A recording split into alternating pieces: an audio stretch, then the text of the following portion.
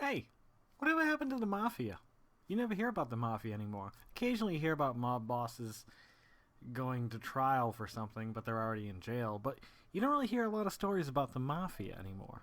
Hi, I'm Jason Oliveira, and this is The Road to 40. Um, so did they just kind of become politicians? Because I'm guessing that's where criminals would go, into politics. But honestly, you don't hear about stories anymore. You barely even hear about gang stories anymore. Like gang violence. I remember like in the 80s, early 90s, all you heard about was gangs fighting gangs, the Bloods and the Crips out in LA. And like, believe me, I know all about the Bloods and the Crips in LA. Ice Cube taught me everything I know and everything I need to know about the hood, motherfucker. Um, but it seems like at least like you don't hear all that stuff. Like it's almost like the media doesn't want us to hear about that. They want us to hear about international troubles. You think that's a ploy to kind of like a magic trick? Like, oh, look at this. Don't look at this. Look at this. You know what I mean? Do you know what I mean? No, just kidding. I had. Well, let me go with this mafia a little bit further. The mafia like got glamorized in the 90s too. Like all these cool mafia movies came out. Like obviously you got The Godfather and Scarface, which I like Scarface, not a fan of The Godfather. Sorry. I can't get into it. I've watched it a few times now and I don't like it. I don't like The Godfather. Nothing about The Godfather do I enjoy watching. I feel like it's the direction which so many people will rave about. I feel like I don't like the cuts in the movie. I don't like the way it was edited and clipped together. I don't feel for the characters. I just don't. Scarface, a little bit different on that one. But then like Goodfellas started coming out. All the ones with either Al Pacino or Robert De Niro. It was very rare that they were in the same movie together, and there was quite a few of them that came out for a while. And they really glamorized that whole lifestyle because like you're like, wow, these guys got tons of money and they do whatever they want and they're the shit around their town. And it's just like, who wouldn't want that? I mean, to a certain degree. Obviously, you wouldn't want to maybe commit the crimes to achieve said status. But what if that status was nothing more than a story told through generations? I mean, I'm sure they still kill people and stuff, but I mean, it seems like it was much more violent of a thing. But it also served more of a purpose, I think, probably back in the 60s and 70s and stuff like that. Now, not so much. It just seems like they've gone the way of the dodo. You never hear anything about it. Gangs you hear about occasionally. You hear about gun violence, but you don't hear about like any gang gun violence anymore. I remember for a while there, it was just like, man, I wouldn't want to live in California just because of everything you saw and read on the news or in the news. Um, and then it all just kind of went away overnight. Like, I don't remember when it happened. There was the riots. But you just don't hear much about gangs or the mafia anymore. Why? Do you have an idea? Like, I'm sure I could Google it. But if anybody has any interesting thoughts or ideas on that, I'd love to hear it because where did they go? It's like dinosaurs. They just went extinct, apparently. The mafia went extinct. Is that the right way to phrase that? I don't know. The mafia went extinct. Was it? I don't know. Doesn't really matter. I had a crazy dream last night. Carol and I bought a beach house. I don't know where it was. No idea. I think it was somewhere relatively nice though. But the way that the ocean came in where we lived, our house, there was only like one other house on the street, like had beachfront property in this cove. Um, and so it was a beat up house, and we had a lot of work to do on it. I wrote this down, obviously. And I remember for whatever reason, there's a tower or something that you can look down. Maybe it was, I think it's a cliff. You can walk up the cliff and look down into the water. Well, in the water, I mean, there's tons of giant sharks. And so apparently this is why we got the house that cheap, because we could never afford something like that. Oh, I want to talk about that, actually. Inheritance. I have an interesting story to tell. I'm not making any promises here, but it could be very interesting. I hope I didn't just hit that chord. Inheritance. Tense. We'll go with inheritance. Mrs. Plummer. Interesting, huh? A little secret thought right there. I'll be sharing with that. Wow. I'll be sharing you. Let's share together. My mouth isn't working. So, the first time I start going down to the beach, there's a stone wall that separates, like, we have probably like a 60-foot yard, hits this little 3-foot stone wall, and then it's like the reeds, and then it's the beach, and then there's the water, and there's cliff faces on either side. Well, as I'm approaching the wall, somebody's coming up from the beach, and it's this woman I work with, Sandra Holt, or I used to work with. She retired. And she said, "Don't you let those boys go in that water." And so that was it. She repeated it once and did this and gave me one of her looks like she does. She's very good at it. She was a teacher for a long time. And that was it. And then the dream goes on, and all of a sudden, like, all my friends from Massachusetts are there, Corey and Nicole, and we're at a mall, and I can't find Griffin, my youngest son. He's 4. And Daniel Willette's there, and he's extremely concerned. Like, so he's really doing everything he can to help us out to try to find him. But that was it. That was the rest of the dream. There's no more to the dream. But it was just weird. It was one of those really intricate dreams where I remembered great detail. And that's why I guess I have to recommend dream journaling. I know I always thought it was crazy. People who dream journal are crazy people. They're not. There's some real shit going on there, because the more I write down that I remember, now there might be days I go without dreams, but all of a sudden I'll get one. It'll just be like crazy intense, like this one. This is just like so, like I could see colors and smells. That's interesting. I could see colors. Have I always been able to see colors? I think I have been. The mall was very neon, 80s neon purples and blues and that really hot pink. That was about it.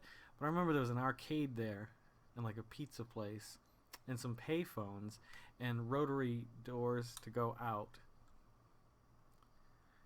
I remember Daniel was coming from the movie theater with a bunch of my friends from Massachusetts.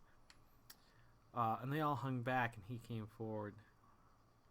What a crazy dream, huh? I don't know if dreams are actually intended to mean anything or if it's just little sparks of energy going through your brain, stirring up some memories or something.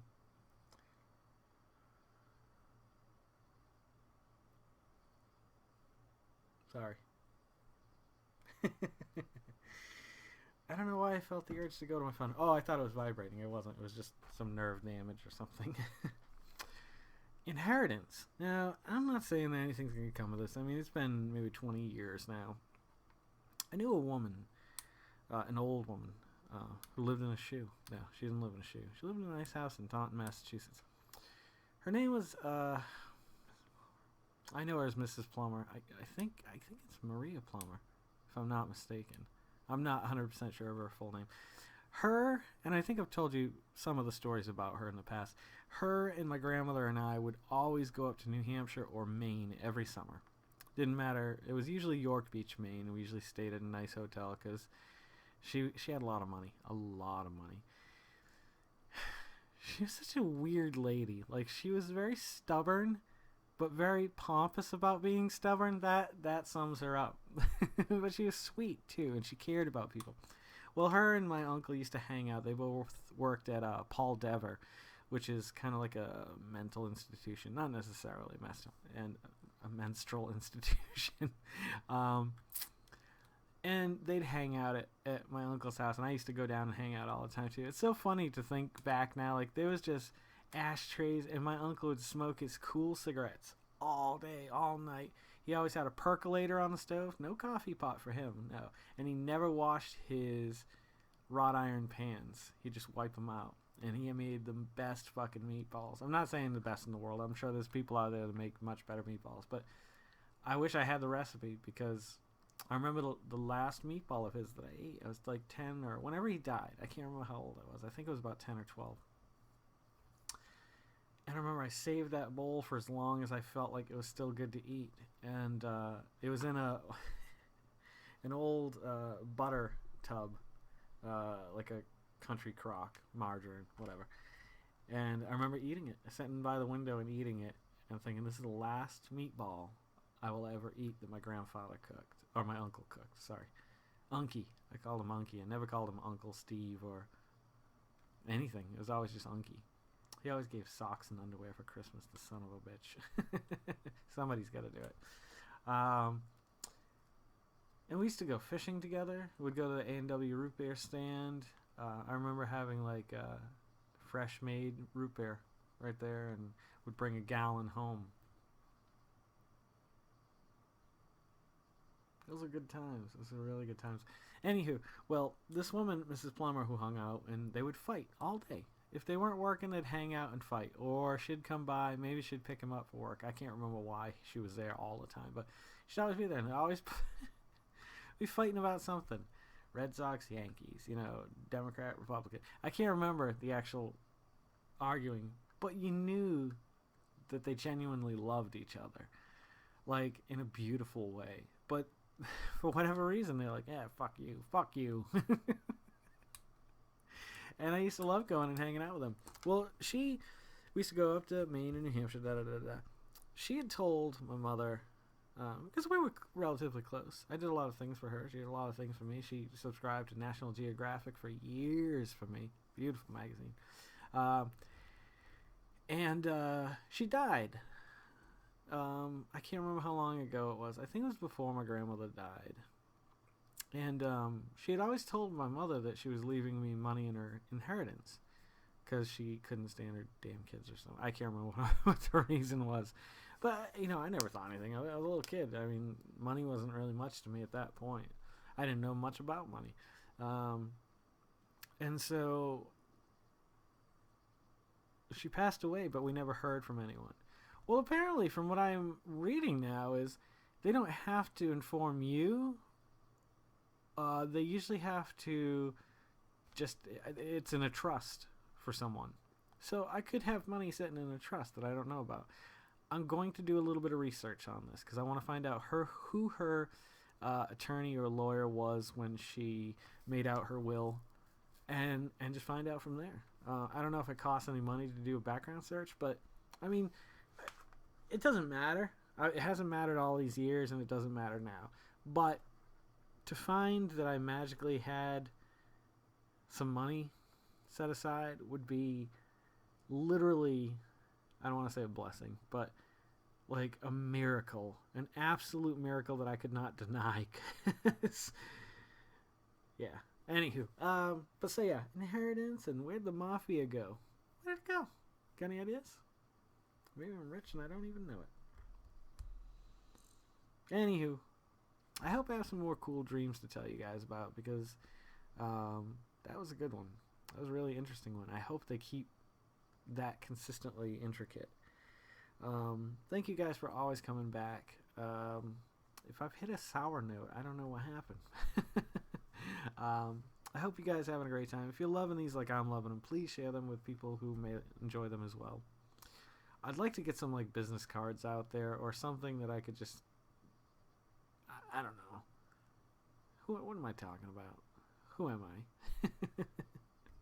I don't know.